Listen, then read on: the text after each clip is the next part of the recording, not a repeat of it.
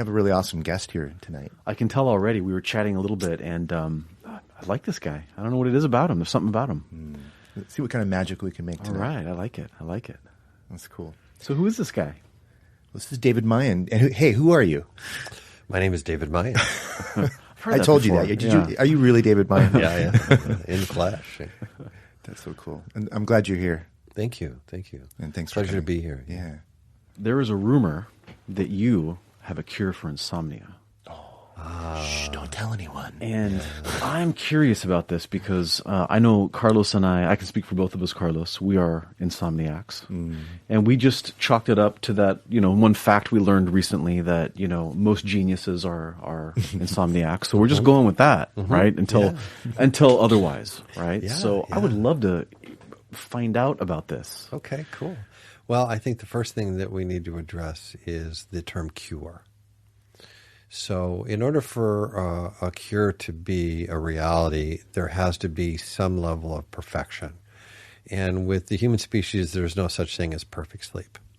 The only mammal on the earth that I think can get perfect sleep is the dolphin, because they figured out a way to be able to have one hemisphere of their brain sleep while the other one is awake. And then they switch back over, and that's pretty damn perfect. I want to learn that. Yeah, I want to learn that too. Also birds do that. Do they? I didn't know that. Yeah, if you have a bunch of birds on a wire, the two birds on the end, all the rest of the birds in the middle will sleep.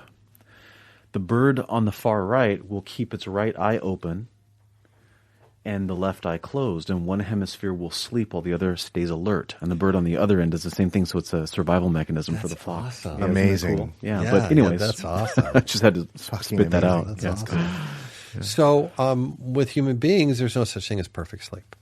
Therefore, there's no cure. But there are certain ways and means to be able to get substantial improvement and to have that improvement maintain itself long term. So before we get into sleep recovery, we'll talk a little bit more about the Mahamudra path. So once an individual is able to practice Mahamudra for a substantial amount of time, there's a choice that needs to be taken. And, it's kind of metaphoric and then it's kind of not, but it's called the Bodhisattva vow. And so you get comfortable enough and astute enough in the realm of compassion and open, tender heart that you make a decision, you make a commitment. And that is you choose to, lifetime after lifetime, reincarnate to alleviate suffering in the world. And that doesn't mean that you're going to create perfect unsuffering, right? But you had commit yourself, instead of going into nirvana or going into the Buddha realms and hanging out there and bliss out permanently, you choose to come back as a human to help other people get out of suffering. And I believe that I've made that choice a number of times, and I have made that choice in this lifetime. So how I go about doing that is I look at the things that are happening in humanity that are causing the most suffering. And one of the most torturous things that a human being has to experience is not sleeping for an extended period of time. It's the worst possible demoralization that a human being has to suffer. So that's where I targeted my Bodhisattva practice. So in 2000, I came down with a kind of rare sleep disorder called myoclonus. And myoclonus are these brief tics or jerks that you get as you're falling asleep or while you're asleep. And they started out mild, but then they got, to the point to where it was becoming more and more of a problem. And I was down to about 2 hours a night of sleep. Jeez. And I was running a business at the time, and I had a 4-year-old daughter, so it was bad. And I got to the point where I couldn't work. And a friend of mine had gone to see a woman named Margaret Ayers, Ayers, who was one of the inventors of our field of neurofeedback back in the 60s. She and 2 other men were hired by NASA to do neurofeedback on the Apollo astronauts because they were having problems with having seizures in the cockpit in the space capsule. And they used neurofeedback to raise their threshold for resistance to seizures, and it worked. What was causing the seizures? Pressure or something? Well, this is like the federal government and their mentality is that they couldn't stop fumes from the rocket fuel leaking into the fuselage. So they were taught the astronauts were being toxified. So instead of finding a solution for that, they decided to reverse engineer it and just raise the threshold. So don't get me started. Oh my God! Yeah, we could go off on that don't topic. Get me started I'm on just that. hearing that. But anyway, that sounds logical. That was the birth of our field. So Okay. he said, "You need to call Margaret." And he said, "I didn't have a sleep disorder, but this woman took away my cluster headaches, which were so bad that 1 week out of every month, I was in a dark room with a vomit bucket and excruciating pain where you're like wanting to end your life every 5 minutes." And I went to see her in 1985. I haven't had a cluster headache in 15 years. Nice. So he gave me her number and I called her and she was very kind. And I told her what my symptoms were. And now I had gone to 3 psychiatrists, 2 psychologists, and a $4,000 Siberian shaman who promptly disappeared with my $4,000. Right? But when you're desperate and you can't That's sleep. a magic trick. Yeah. Right. When you're desperate and you can't sleep, you'll go to that level. Yeah. Nobody could help me. Nobody even had a word for what was going on with me. So I told her what my symptoms were, and she said, "Yeah, you've got mild colonitis." And then she asked me, "Did either one of your parents have epilepsy?" And I said, "Yeah, my dad had petit mal seizures." She said, "Yeah, you inherited a variant form of that." Gosh. And then I asked her, now again, I am out of my mind with exhaustion. I asked her, "Can you help me?" And I just waited. It was the longest moment of my life for her to answer. And she said, very cavalier, she said, yeah, we should be able to help you. Come on in when you want to come. And I started crying uncontrollably, absolutely uncontrollably. And she was so kind and just stayed present with me on the phone. And we made an appointment. And 12 sessions later, those seizures were gone. I started to sleep. And it was weird, man. I mean, I went to her office in Beverly Hills. It wasn't fancy. There was kind of dust everywhere, and the cat and stuff like that. And it was filled with these senior citizens. And I sit down next to this guy, and he's reading the LA Times, right? It's when we still was reading the newspapers. And he's thumbing through it with his right hand. And I said, "Hey, what are you in for?" And he said, "Oh, yeah, I had a major stroke, and the entire right side of my body was paralyzed." And I'm looking at him doing this with the newspaper, and I'm thinking, this guy is either the most brilliant pathological liar I've ever met, or something else is going on. Because he was thumbing through it with his right hand. With his right hand. Yeah. And no awkward movement or dynamic in his hand at all. He had done like 70 sessions with her, but she had taken away the paralysis with what she did. So she didn't even specialize in sleep. She specialized in stroke and traumatic brain injury. And as an interesting side note, she developed a protocol for people in comas. Wow. Where she'd hook them up, she'd hook up the leads to their head, and she had this light that would flash at a particular rhythm, and she would lift their eyelids up and flash that light in their eye, and the flash was connected to the brain waves that were happening, and she brought Rodney Dangerfield out of a coma after he had a major stroke. Wow. And the doctors told his wife and his kids, "Look, you need to make arrangements because he's not going to come out of it." Oh, she brought him out of it.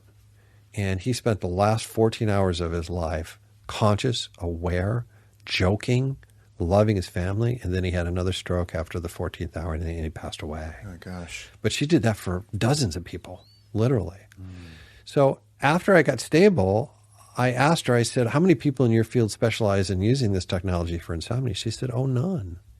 And I said, "Why?" She said, "Well, most of our field is populated by therapists, and they're kind of lazy, and they don't want to deal with grumpy people."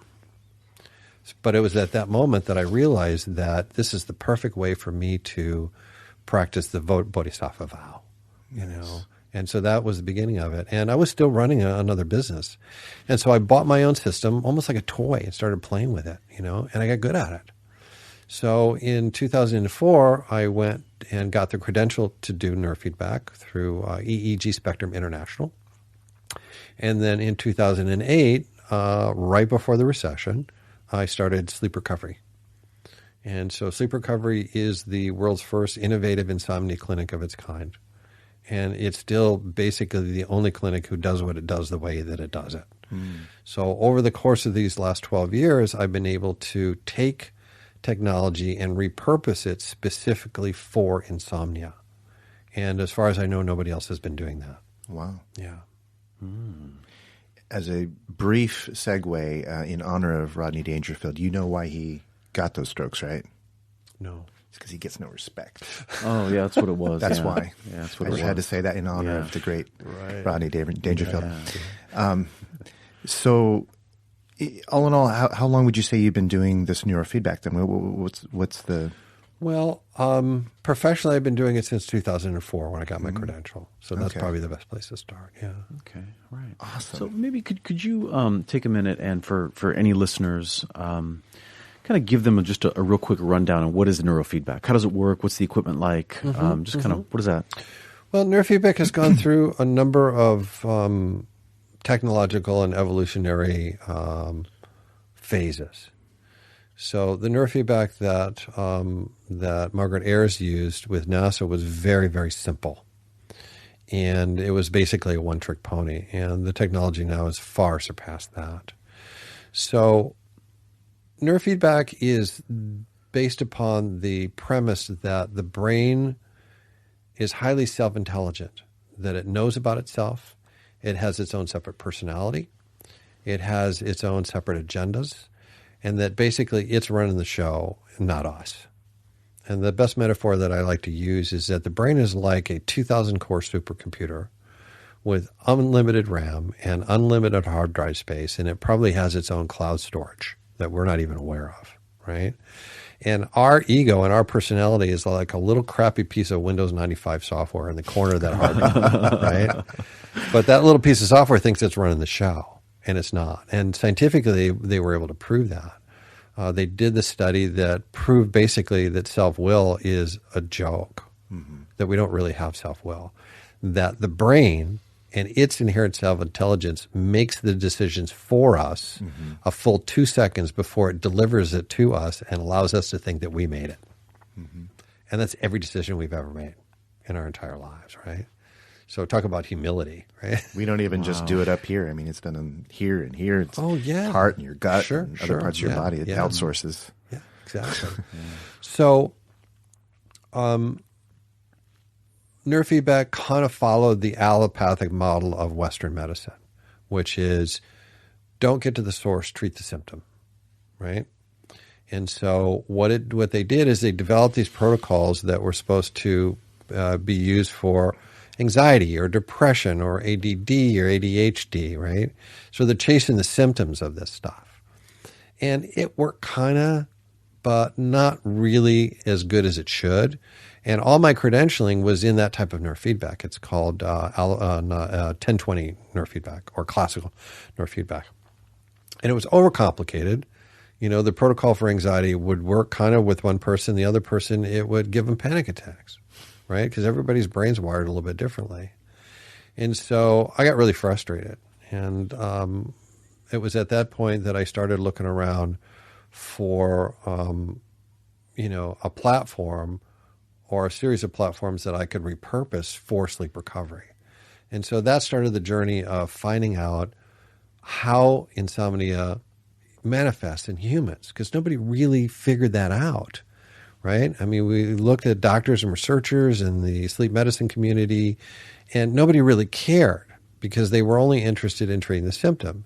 So they created Ambien or Lunesta or Klonopin, right? And now they're using Seroquel, which is like a sledgehammer for the brain, right? And so they weren't really interested in drilling down to find out why.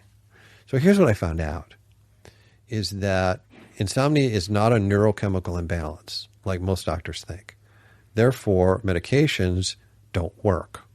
And they don't, if they do work, it's only for 3 or 4 nights and then they stop working. And then people have to increase the dose, and then there's the problem with addiction and so on and so forth. And the entire medical industry tends to follow that path. Now, the people that are doing it, the doctors, they're good people. They care about their patients. They care about their families. But they've been classically trained into this one-track mind. And they kind of know it doesn't work, but they don't have anything else to work with, you know? And so I believe that the nature of insomnia is not neurochemical, it's bioelectrical.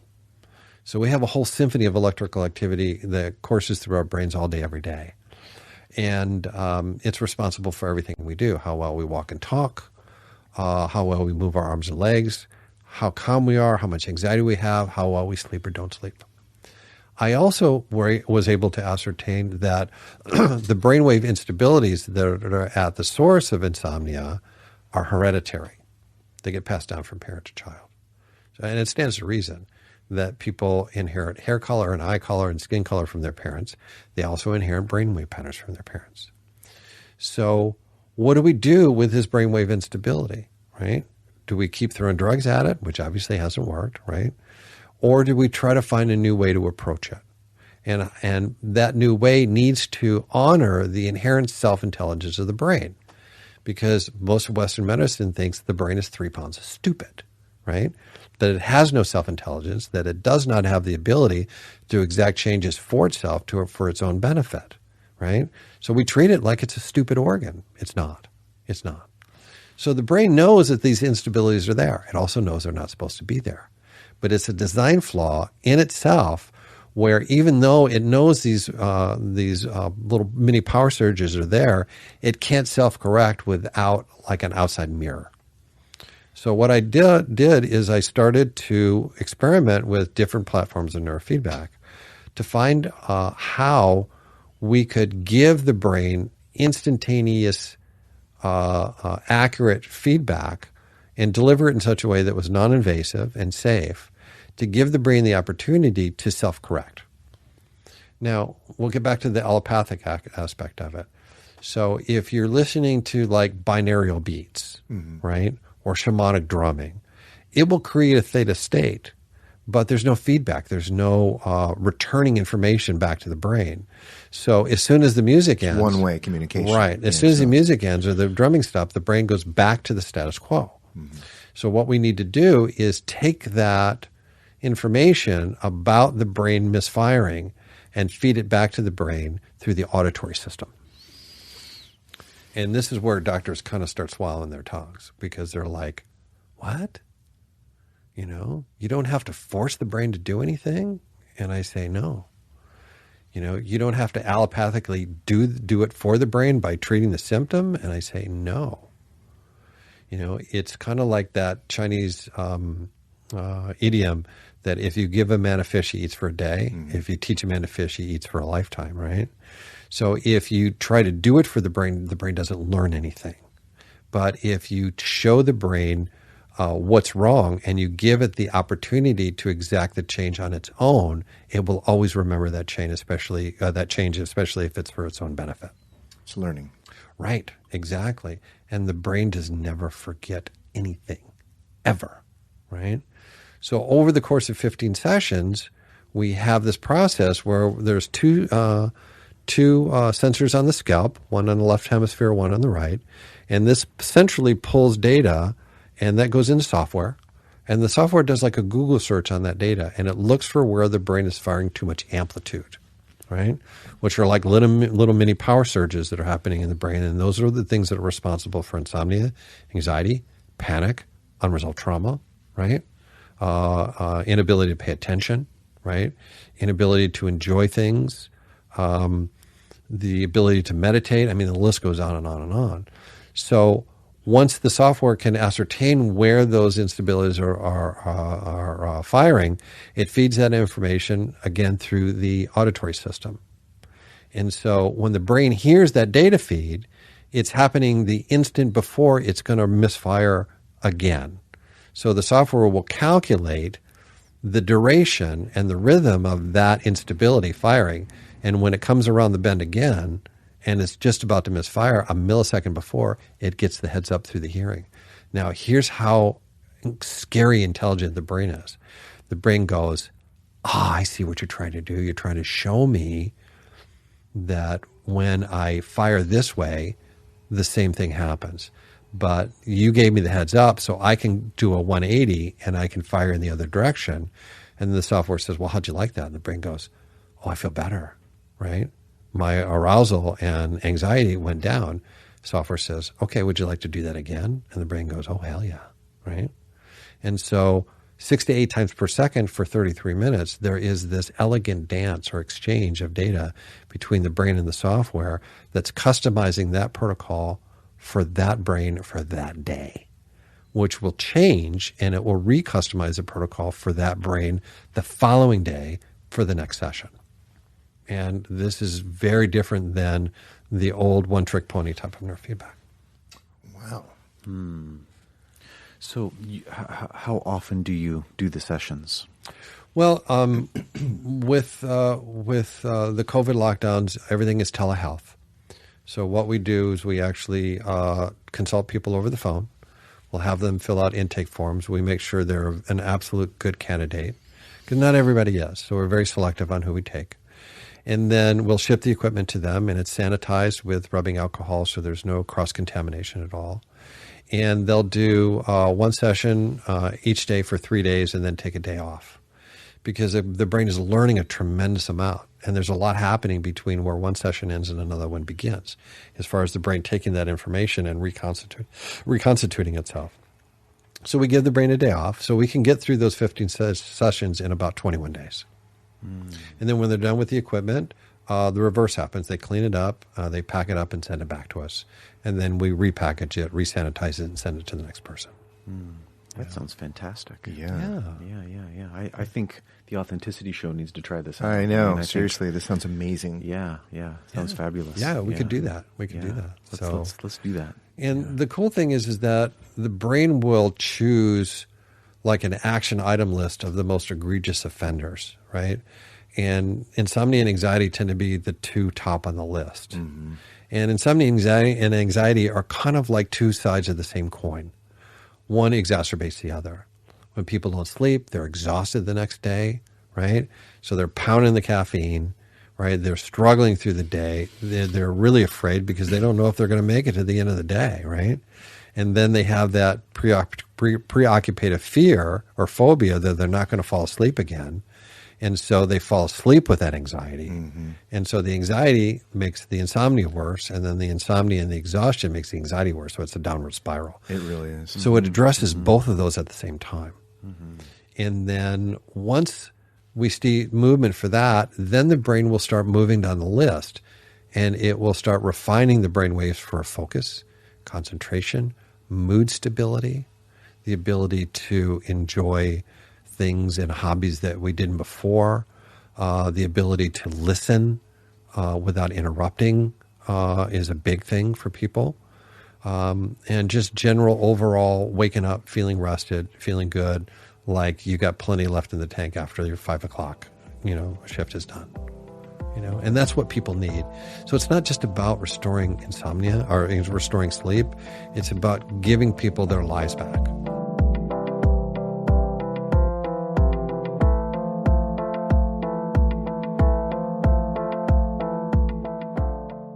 A lot of times people will, have a beer or two or a glass of wine before bed, and there's an immediate feeling of being more relaxed. Mm-hmm. And there's no denying that it is relaxing temporarily when you drink. And when people are healthy and it's consumed in a healthy way, there's probably no overall bad effect long term. However, if you have anxiety and if you drink, your sleep's not going to be as good that night. Even a little bit of alcohol can cause you not to go into the REM cycle, in which case you're not recharging the amygdala, and now the amygdala is agitated. And when you wake up and throughout the day, they've done tests on this with people, people will interpret neutral faces as aggressive faces. So there's more of a likelihood to feel agitated and anxious. And it's a never-ending cycle because they realize how it felt the other night when they had some wine, so they do it again.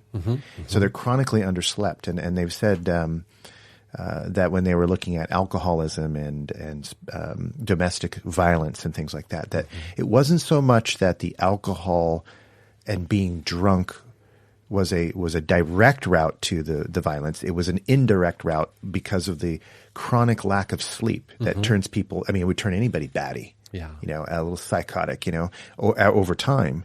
And so any unresolved stuff or in patterns and compulsions around that they haven't dealt with around dealing with feeling insecure or angry or whatever get aggravated like crazy because the amygdala inflamed, to put it that way.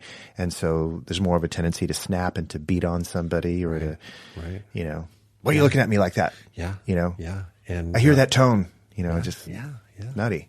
And I would say that 70 to 80% of the breakups or divorces that happen are a direct result of sleep problems. Yeah. And it's a family problem because when one person doesn't sleep right, their partner is hypervigilant, right?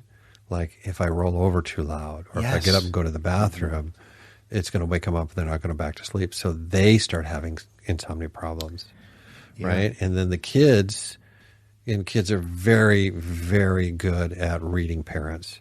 So the kids know there's something wrong. And they can see that dad's got short fuse syndrome, right? Where he's snapping at the drop of a hat, right? And so they realize that there's a problem with the sleep. And then they become hypervigilant and they're afraid about sleeping, right?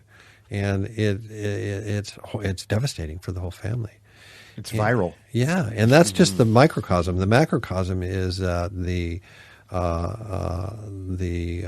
shuttle Discovery. That tragedy was directly related to somebody on the ground or several people on the ground being chronically sleep deprived and making mistakes.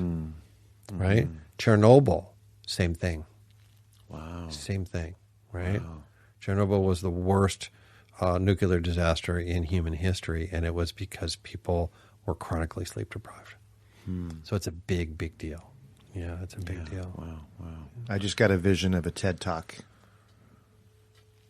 with you showing images of Chernobyl and the shuttle and all these things, and people not knowing what you're going to say per se, but you're just showing these powerful images and talking and describing the stats on it, and then switching to the next, and then talking about the chronic sleep, and then getting into the neurofeedback, et cetera, et cetera. Right. I think that would be pretty awesome. So, just saying, it was said on the Authenticity Show first.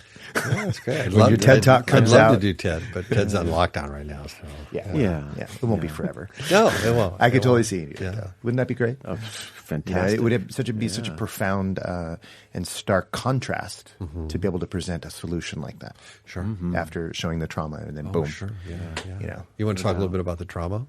Sure. Okay. Yeah. So the first protocol addresses the outside cortical layer, right? Which is kind of an echo chamber for hypervigilance. So prior to COVID, people would have traumatic experiences, and it would have an effect on their deep brain or the limbic system. So we kind of have two brains in one. We've got brain 2.0, which is the outside cortical layer, neocortex meaning new.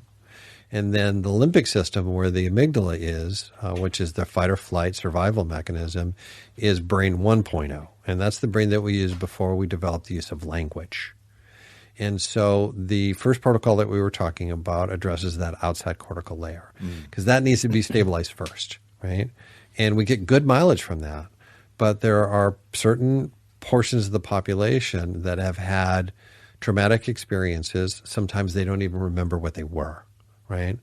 What can be traumatic to a little kid may not be a big deal to the parents around them. And the kid forgets, and the parents forget, but the brain does not forget. And so we can see what's called high alpha spiking coming from that part of the brain, right? And so that amygdala, that part of the brain, when it's trying to calm itself and stabilize itself, it's on this negative tape loop because that part of the brain doesn't understand human language. That's why talk therapy doesn't work all that well for trauma, right? It also has its own language, which is imagery, myth, right? Mysticism, right? Kind of Jungian type of stuff. And so it has to be dealt with on those levels. And so we developed a protocol that was originally produced back in the 60s for meditation. But the people that repurposed that, they were allowed to use it for unresolved trauma, and it works fantastic. And it's very, very gentle on the brain. And so you can see these high alpha spikes on the screen. And when the protocol is running, it has two components to it. One is to use two sounds to gently cradle the brain in that hypnagogic gateway, or that twilight state where it's not quite awake and not quite asleep. And that's a very vulnerable place for a traumatic brain to be in, right? Because it's like a dog or a cat who's traumatized being forced to lay on its back and show its belly. But over a number of sessions, the brain becomes more comfortable in that state, and then it's allowed to be able to process through that trauma or that high alpha. And it's pretty miraculous on how it happens. So as you, Carlos, know, trauma presents itself with hypervigilance, which is this fear on a continuum. And it's not a logical fear. People will get these triggers, which are subconscious cues, audio and visual, that incites this cascade of high alpha in that part of the brain, and they will find themselves in a complete panic, right? And with absolute mortal fear, and they have no idea why, right? Because the cues and the triggering happen so subtly and so subconsciously that they didn't have a logic or reason to connect it to, right? And so that tends to get a lot better, right?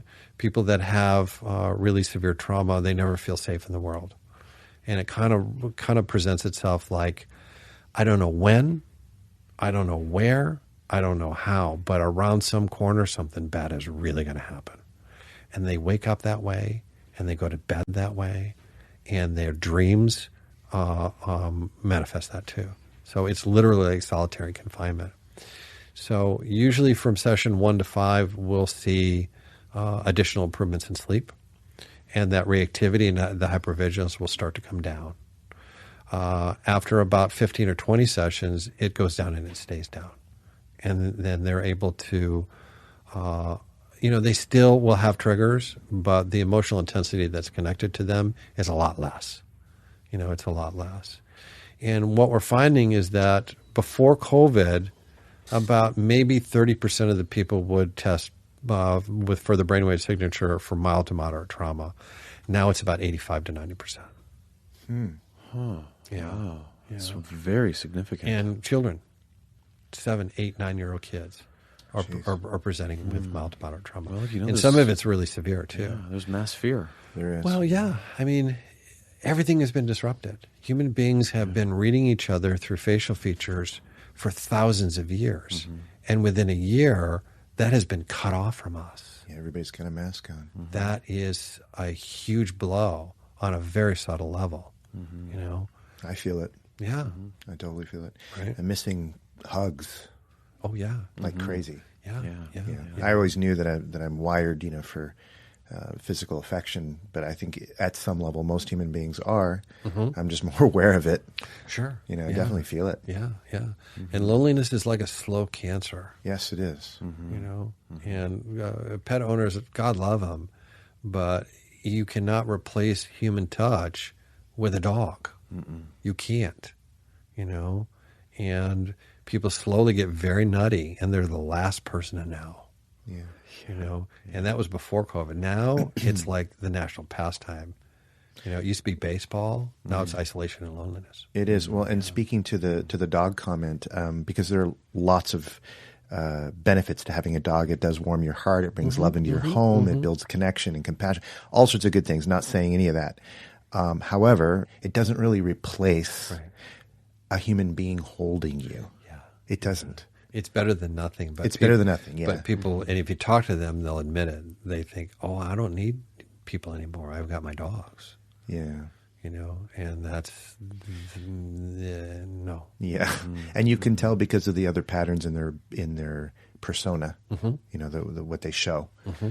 So, yeah. I feel you on that, for sure. I know for me, I love animals. I love snuggling up to dogs, but what I'm craving is to hold a human being. Right. Yeah, that's right. Different. Exactly. Very different thing.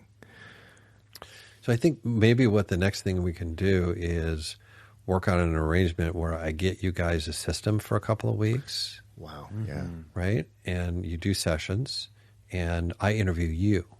That'd be awesome. Beautiful. Right? That'd be fabulous. Right? Heck yeah. Yeah. And maybe even do some for your wife. Oh. Right? Wow. Interesting. It would be interesting to see how that would go. Yeah, it'd be interesting to see. Let's definitely talk about that. Definitely. Yeah. And that way guys will have an experiential understanding on how it works, and then we can even do a follow-up podcast. That would be amazing. Yeah. Let's do it. Yeah. I love it. I love that. We can talk about our progress. For sure. Yeah. When you were talking about the trauma, is it more or less like the same kind of approach, but just a phase 2 of that approach? Kind of like, in other words, you're still using the same equipment to deal with it. It's just a different set of protocols. That's correct. It's a combination of the 2 protocols, which is really our signature. Cool. Yeah. That sounds incredible and incredibly helpful.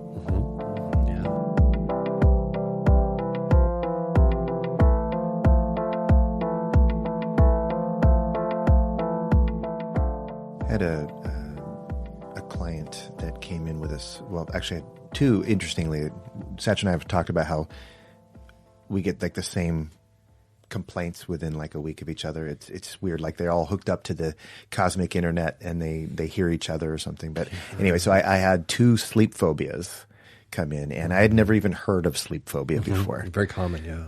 And I had never heard of it. I thought, how the hell can you be afraid of sleep? But to that degree, But anyway, and I was able to help them to sleep, but and it was rapid. I did it within 3 sessions. But hearing about all this neurofeedback, I think, man, if they could do that too, would be getting underneath and whatever else was going on that I didn't touch in that experience. So I was very glad to be able to be of service and help them. But there's probably other stuff going on in their neurophysiology and psychology, and it seems like this would be really beneficial. Well, and it is, and it can be and should be a team effort. NLP practitioners, psychotherapists, a lot of times, all of us, we get very territorial, especially with our clients, because we don't lose them, right? We don't want them to spend their hard-earned money with other practitioners, and that's really hard on everybody. Well, it's not putting the patient first or the client first. Yeah, but we know a lot of people that they roll that way. So, David, how do people get in touch with you? How do they find out more? How do they stay connected with you? So the best way to get a hold of us is to either call us or send us an email. You can go to our website address, which is www.sleeprecovery, all one word, no space, USA.com. Our toll-free number is 888-866-7378 or 888-866-REST. And our email address is sleeprecovery@yahoo.com. Beautiful. This was a lot of fun and a lot of fabulous, good exchange here. Yeah, appreciate this. Thank you for coming in. Yeah, you're welcome. Thanks for having me. Appreciate it. Satch, always a pleasure, man. All right, likewise.